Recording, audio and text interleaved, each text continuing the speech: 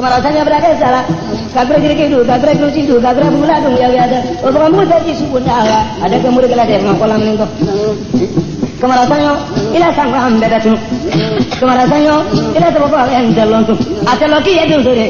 Ambil lah nanti ambil lah mau mereka. Otak sih paling nggak boleh bina deh ya ada. Saya pelan kamu ya mani dia roh. Nanti dia pelan kamu deh, kok gajinya apa? Abra dia mau ambil, kamu dia mau ambil kamu. Kemarasan nanti ini ada dunia kira lah. Boleh coba perlaku nggak? Saya perlaku ya dia pun nggak saya kena telah.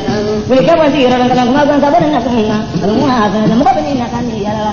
Saya bini belakang saya lah dia. Kemarasan itu kapan itu pokoknya ini aku juga tahu ya. Saya lah itu berapa. Terus kemarasan berapa lah. Saya kemarasan itu memang boleh menaik bayar. Boleh dia belajar kepada nanti dari kebakunya apa. Terus saya cuma minta kita ni belajar kebati dari apa. Ini awal cuma sini lah. Kemarasan saya numang ni. Ni bapa pala ni. Tapi baka kini ke mangki masuk ke lagi aro. Enggak kemana tanya untuk ini jangan. Oh, tapi dia ni guna. Kemana tanya? Tanya ni ada punya kena.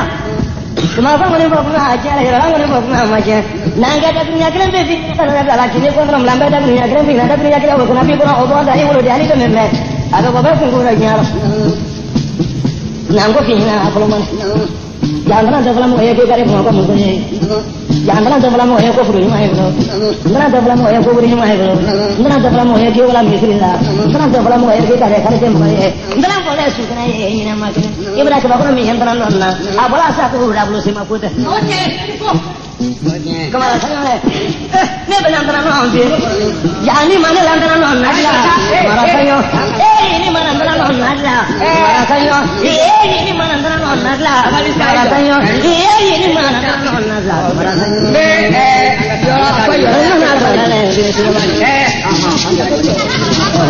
Marasanya dia tu pada macam apa? Bila pasti berapa umur lah ini boleh betul.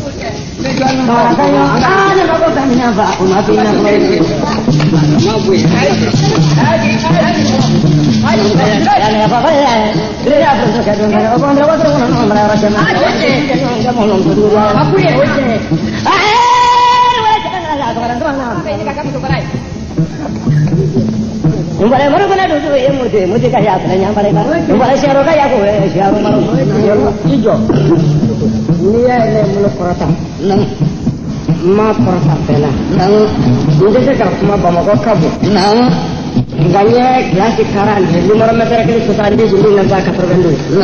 Sewa CACFTA. Oh cuma na.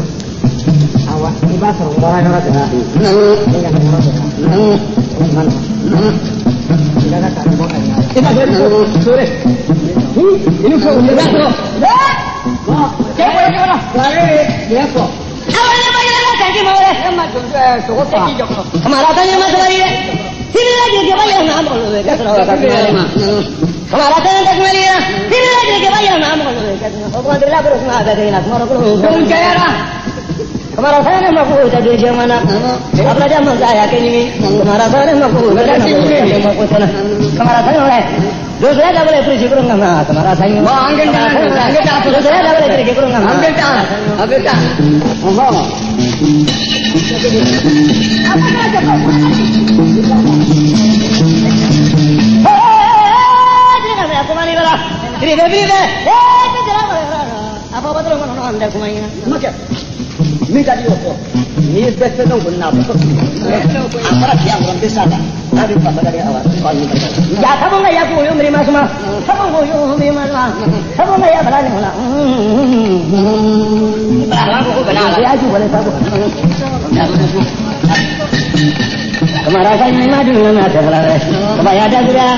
Madu dengan kebaya selera.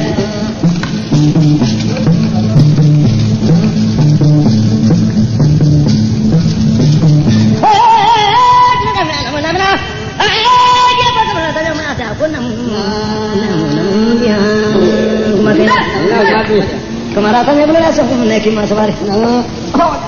Mulut saya tu boleh kiat semua. Mulut saya boleh kiat semua. Mulut baca tu boleh kiat semua. Mulut baca tu boleh kiat semua. Cerita tu boleh kiat semua. Mulut kita tu boleh kiat semua. Kemaratan ni kita cerita yang kita cerita itu boleh di. Mulut kalau tu sebut ni boleh. Wajib saya. Masa mana dia mengatakan lain berapa? Kemaratannya. Sama lah punya mengatakan lain berapa? Kemaratannya. Tetapi dia pula mengatakan jaga pun jaga seragam. Kami tu kan masa dia kalau okey itu saya sendiri. Jika tu bila tu saya kira lah tak kemaratannya. Sebab apa film boleh sebab apa film mandi. Macam tu nunggu. Ni yang kalau bicara. Iya benar. Apa yang nak?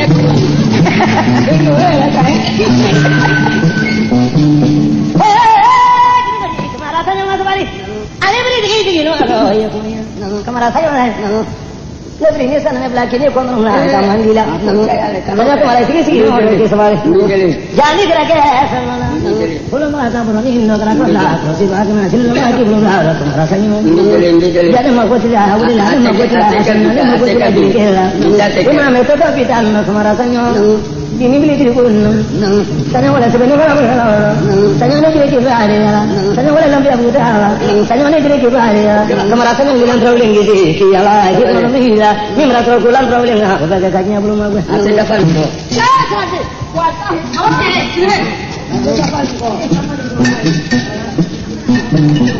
ayo tu dia apa dia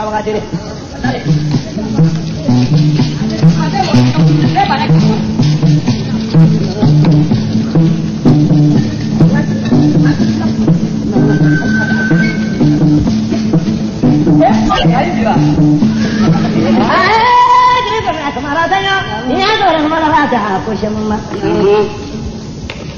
lambe aku baru kerja kemarin saya Bagaimana kamu? Aku kurus lagi kurus nggak pula kurus lah. Kalau lambe aku baru datang. Kenapa jalan dah sana? Ini lagi sibuk apa jalan? Belum lari dari kurus. Kemarin saya nggak terus mainnya sih. Dulu saya siapa pun kalau saya siapa. Kemarin saya ini saya udah baru nanti ini mau pindah.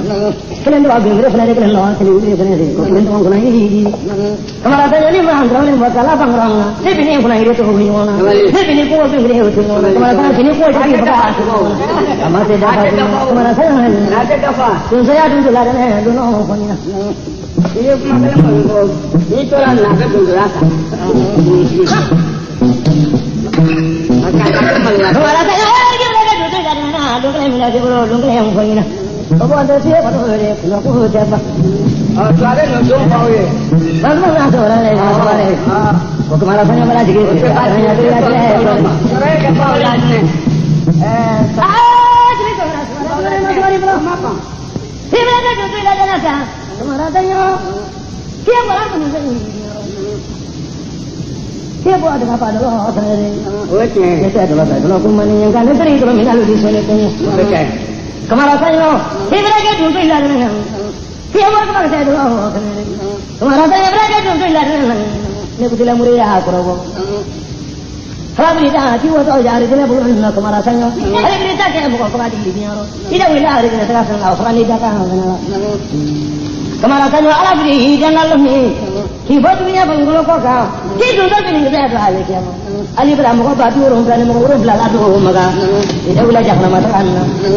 Kau yang meninggal, kau ini jaga anda kena. Kemarin saya di mana bilang menunggu lah don. Menunggu kau. Kemarin saya don sudah dengan kau panggil. Itu orang ni berajang beraku. Kemarin saya ni berajang beraku kau. Saya berasa yang jual lah antara semua wajib sebenarnya walau ni. Saya seperti melihat itu tu dia. Kemarin saya nak orang biu tu kau ini. Ni waktu abang orang ni lah bajarannya juga. Kau ada tu orang mana mah agak tu sudah dengan kau ini. Lari. Lari. Ah, ini kau sudah mana?